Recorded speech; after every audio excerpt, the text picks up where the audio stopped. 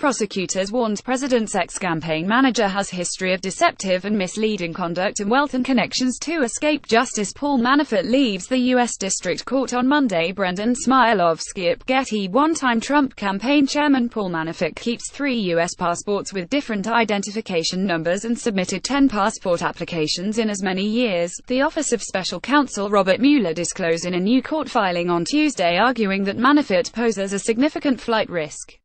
The 17-page filing came one day after Manafort and longtime business partner Rick Gates pleaded not guilty to an unsealed 12-count indictment alleging conspiracy to launder money, making false statements and other charges in connection with their work advising a Russia-friendly political party in Ukraine.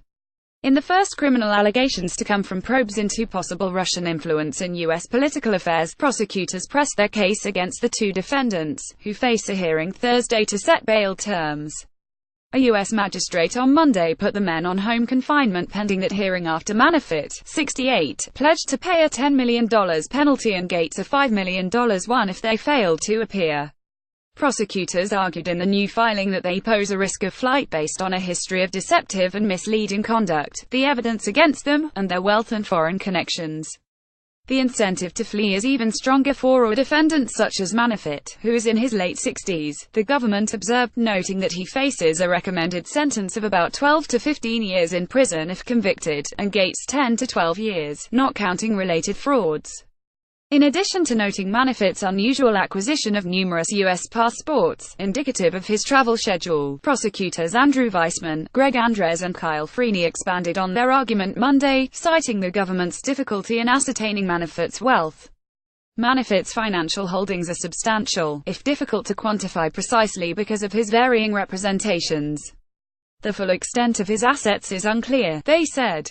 Manafort, for instance, reported $42 million in assets in March 2016, $136 million that May and $28 million and $63 million that August, in 2 separate financial applications, the government said. Gates listed his and his wife's net worth as $30 million in a February 2016 application for a line of credit, but just $2.6 million in a March 2016 residential loan application. Manafort attorney Kevin Downing did not immediately respond to a request for comment on Tuesday evening, but told the court on Monday that his client definitely disagreed with prosecutors using the valuation of assets that fluctuate greatly in different countries to argue against his release. Separately, outside the courthouse, Downing said, "There is no evidence that Mr. Manafort and the Trump campaign colluded with the Russian government." Downing called ridiculous the charges, which he characterized as interpreting Manafort's maintaining of offshore accounts as a means to bring his funds into the United States as a scheme to conceal assets. Gates' temporary attorney, for Assistant Federal Defender David Boss, declined to comment, saying Gates is arranging for new private counsel. The new court filing was disclosed after business hours after prosecutors asked and the court ordered that portions of the case be unsealed on Tuesday. U.S. Magistrate Deborah Robinson had granted prosecutors' motion Friday to seal the entire case including the indictment and any warrants, and any other related matters, citing concern that disclosure could cause Manafort or Gates to flee or to destroy or tamper with evidence.